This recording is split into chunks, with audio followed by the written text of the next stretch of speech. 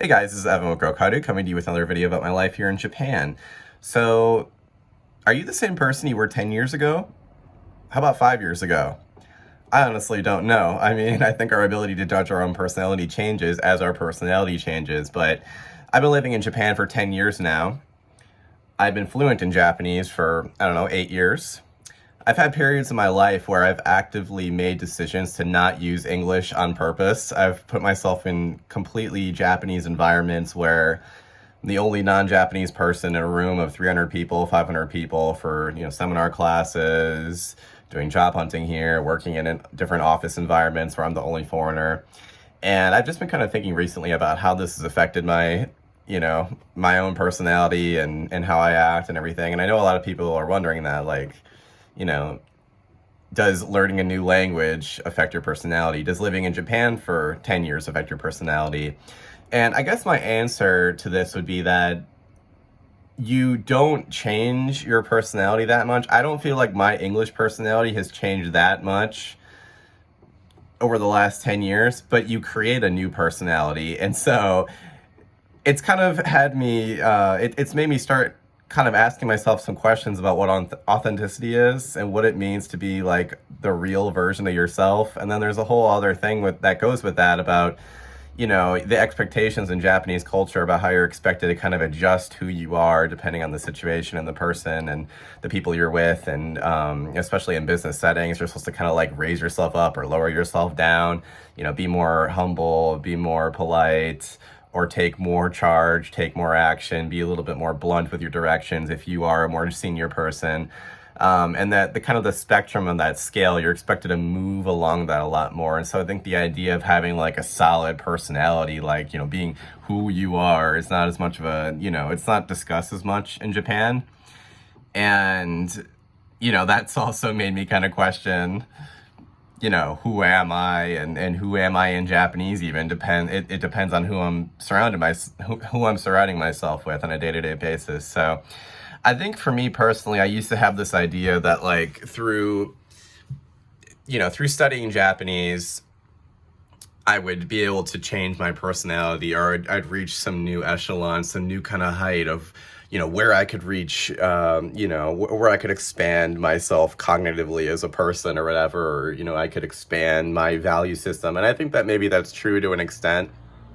But I feel like it's more about like swapping now. Now that I've been here for 10 years, it's more about like swapping between versions of myself, right? I mean, we've all had that experience, right? You're with a friend and you act one way. You're with another set of friends, you act another way. But it's just like that times 10 once you're living in Japan and you speak Japanese with people or English with people. And that's a whole other aspect of it as well. If you become friends with somebody and you're friends and you speak Japanese, you're going to be different friends than you would have been if you had become friends speaking English, if you can both speak either language. And I've had this experience as well where, when I first moved here, I became friends with somebody whose English is better than my Japanese, and now my Japanese is better than their English. So there's kind of this question of like, should we switch to Japanese? But it just feels weird now. After being friends for 8 years, it's weird to switch languages. It feels like I'm not talking to the same person. I don't feel like I'm acting as the same person. So I don't know. I think that is kind of the direction I've moved in as far as my opinion on the subject, is that it's less about changing my personality or having Japan affect my personality, and it's more about just having a wider scope of different perspectives and different communication styles I can equip myself with in the moment, depending on the needs of the conversation, right? So yeah, it is interesting. At the same time, I'm answering that. I'm saying that it hasn't affected my personality, but maybe through the act of doing that and exposing myself to all of this, I'm able to have that perspective where it hasn't changed my personality, or maybe it's made me more humble, or maybe it's made me have a bigger ego because I'm able to do that, or I don't know. It's an interesting topic, right? But I would say that it is mentally exhausting and it's lonely, right? Like that can be a lonely place. And so you have to be kind of careful if you're getting really into language learning, really into throwing yourself in those different environments. I used to have, I would, I'm going to be completely open about it. I used to get back I'd have a 12-hour day at university. One of my seminar classes, our class would go for 6 hours, 6 hours of debates, dinner, drinking together, discussing whatever project we're doing, and then I'd go home. And there would be days where I would just get home and I would just like tear up. I would just be crying because it's like I had a similar feeling when I'm a guitar, when I was a musician. You come off this high almost of like performing in front of people. It's like you're so overstimulated emotionally and socially. You're playing in front of hundreds of people, you get off stage, and then it's just silence. And that the feeling of that, getting back to your tiny room after your tiny Japanese apartment after, being surrounded by 20 people speaking in your second language for hours and hours and hours, and then you're just kind of left with your thoughts and you're still trying to calibrate your personality, and you're like going back to your native language or staying in it a little bit. And like I just remember like having conversations with people where I would accidentally answer them in Japanese, and then just but then you go and talk to people in all Japanese environment, and then you're the foreigner, and just kind of being stuck in that limbo. It can be a weird and lonely place, but it's also, I think that's where a lot of the growth comes from.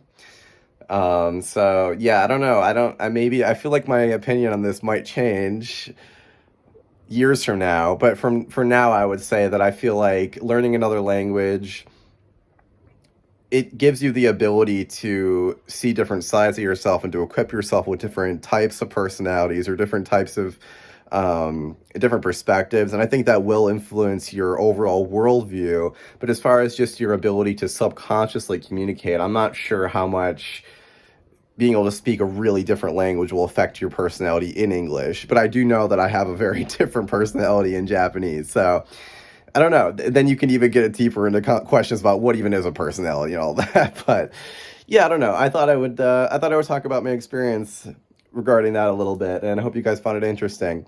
So if you're interested in hearing more about my experiences living in Japan, linguistics, studying Japanese, some weird Japanese culture, whatever, I'm gonna be making more videos moving forward. And yeah, I would really appreciate you guys supporting me. But either way, thanks for watching to the end of the video. I hope you guys have a great day or night. And yeah, thanks for watching. Okay, see you guys.